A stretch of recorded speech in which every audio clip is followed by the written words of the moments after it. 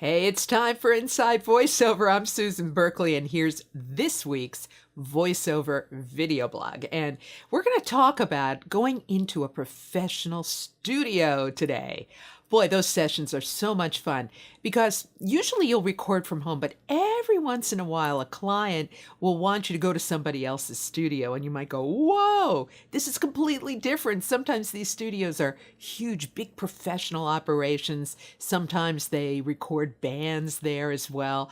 And so the protocol, the etiquette is just a little bit different than when you're at home in your pajamas recording. So the first thing you should do is remember the name of the audio engineer and add them to your contact list. They're a huge and fantastic source of work for you.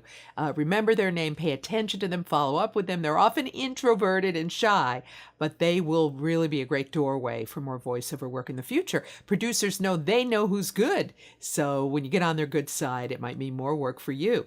The second is when you get into the studio and you go into the voice booth, there's a nice microphone in front of you. Don't touch it. Often they're very expensive. Let the audio engineer adjust the mic. So that's the second. The third is when you set the levels, you'll have headphones. You'll need them probably because you'll need to talk to the client and or the engineer through the talkback. So what I love to do in a professional studio while they're setting levels is to put my headphones like this around my neck or up here. I can still hear what they're saying to me, but if there's feedback, I won't blow out my ears. So that's just a little voiceover safety tip. The second is to adjust, not the second, but the next point is to adjust the copy stand. And you do that by stepping on it and pulling it up or down. You want to make sure that the script or the copy is always at eye level, so you're not reading like this or like that, which is going to make your voice sound weird. And then finally, expect delays. So there's something that can happen is when you're in the booth and you're all shut up in there and you can't hear anybody except through the talkback and the engineer and the client are talking, you see their mouth moving, but you can't tell what they're saying.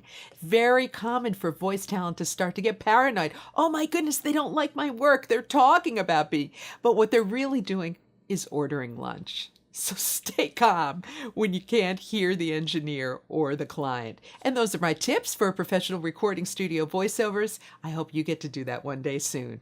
I'm Susan Berkley, back next week with more Inside Voiceover.